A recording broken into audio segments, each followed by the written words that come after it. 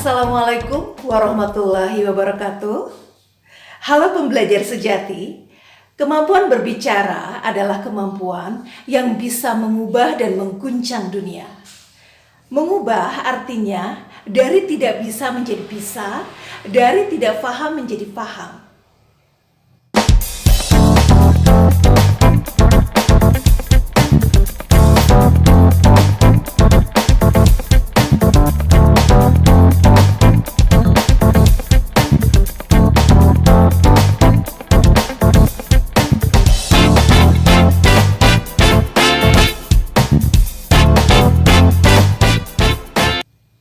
Berbicara tidak hanya sekedar berbicara, tapi bagaimana caranya agar pesan yang kita sampaikan bisa diterima dengan baik atau bisa difahami oleh audiens.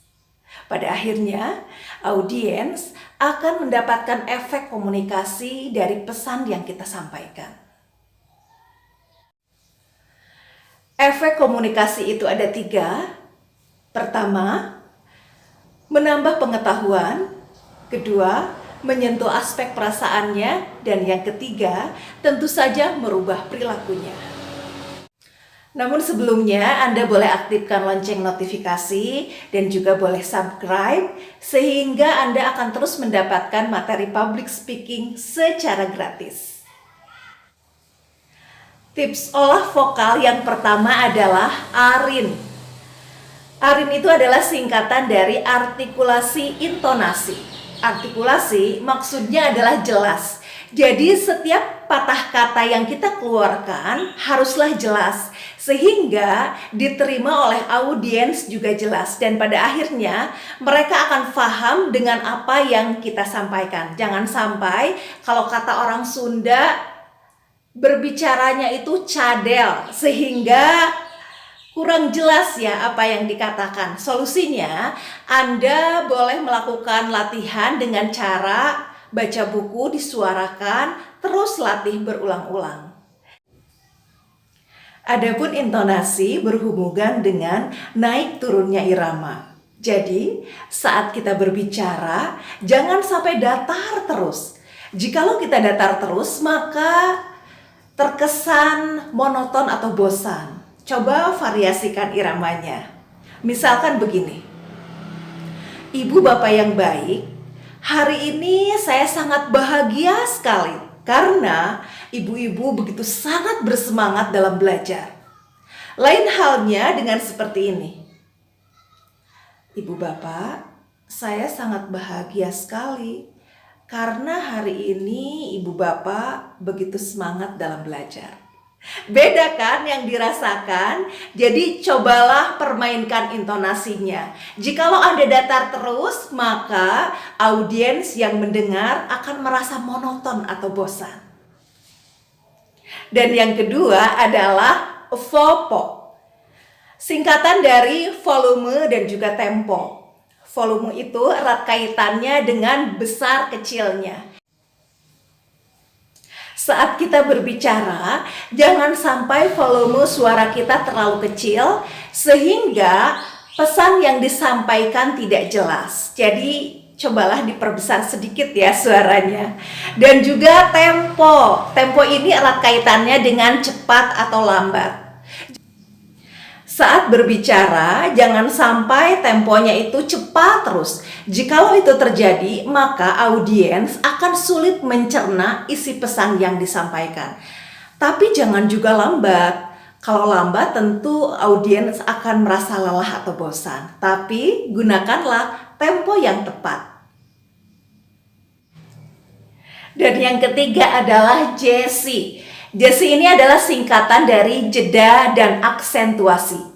Jeda di sini maksudnya adalah istirahat atau berhenti sejenak. Jangan sampai nih saat kita sedang menyampaikan pesan, kita terus melaju seperti jalan tol nih, tidak berhenti. Tapi ada saatnya kita berhenti sejenak atau istirahat sejenak ya. Tujuannya untuk apa? Agar si audiens itu fokus terhadap pesan yang kita sampaikan. Dan yang kedua adalah penasaran. Biar mereka penasaran dengan ilmu atau materi yang kita sampaikan. Hadirin sekalian, Saat ini adalah saat yang kita tunggu-tunggu karena sesaat lagi akan diumumkan juara pertama. Siapakah itu? Nah, kita berhenti di situ ya. Penasaran kan? Nah, begitu juga ketika kita sedang bersiaran, sedang presentasi, sedang menjadi MC, Anda permainkan jeda ini. Dan juga aksentuasi atau penekanan. Jadi ada kalimat atau kata yang harus ditekan. Apalagi kalau ini kata kunci agar si audiens mengingat terus. Kalau dalam mengetik itu namanya bisa dipertebal kalimatnya, bisa dikasih garis bawah ya, atau bisa juga dimiringkan gitu ya. Nah, itu gunanya dari aksentuasi. Jadi kalimat mana sih atau kata mana yang harus diingat oleh audiens, boleh Anda tekan di situ. Dan yang keempat adalah atau yang terakhir adalah suma, singkatan dari suara diafragma. Jadi ketika berbicara kita harus menggunakan nafas diafragma.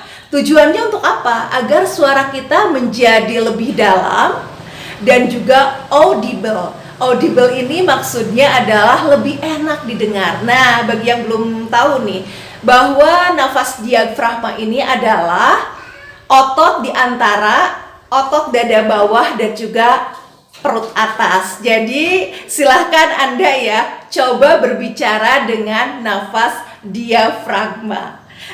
Jadi ingatlah selalu kata kunci dari olah vokal public speaking. Yang pertama adalah arin, artikulasi intonasi. Yang kedua adalah vopo, volume tempo. Yang ketiga adalah jesi, jeda aksentuasi. Dan yang keempat adalah suma, suara diafragma. Demikian, semoga bermanfaat.